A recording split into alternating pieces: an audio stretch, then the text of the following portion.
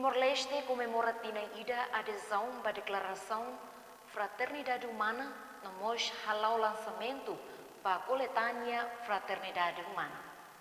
Cerimônia comemoração Tinang Ida ba adesão Fraternidade Humana no MOS halau lançamento ba coletânea ba Fraternidade Humana ne halau iha Parlamento Nacional Tersane.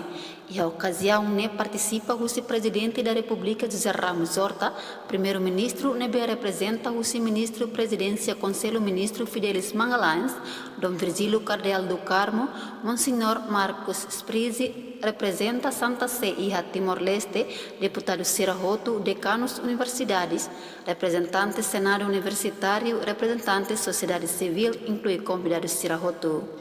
Ia discurso Presidente Parlamento Nasional Aniceto Guterres Hateten, ia loron sa noloresing rua, falang maio tinang rihong rua noloresing rua, Parlamento ho unanimidade aprova resolução número sa noloresing ida, tinang rihong rua noloresing rua, ho diadopta Declaração Fraternidade Humana Badame Mundial no Morisamutuk, nebe maksantu amu Papa Francisco no nailulik bot Al-Azhar Ahmad, asina iha Abu Dhabi iha loron hat fulan fevereiro tinang rihong rua sana loresing sia. Amu Papa Francisco no nailulik bot Al-Azhar Ahmad Al-Tayyib, asina iha Abu Dhabi iha loron hat fulan fevereiro tinang 2019. Mudah-mudahan pada lalu menjadi siku dokumento ne ia itania Estado Timor-Leste etam apresiação bom você sua santidade no Papa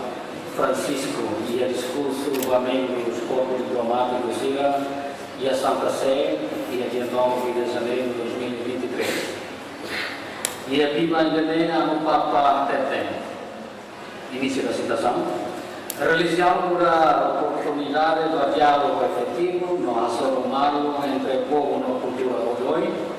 Nesse Parlamento Nacional Timor-Leste, há tudo e aprovação da unanimidade do documento Fraternidade Humana. O presidente Aniceto leno amba valores fraternidade humana, lori baharehicas kata povo Timor-Leste em relação sociocultura, no pensamento político sira com a liberdade no independência, na cono a manifestação sira nebe relaciona os valores fraternidade humana a ser malo holia fuang maung aling no fetom irmão ka irmã camarada belo no companheiro nebela selo manifesta relação fraternal.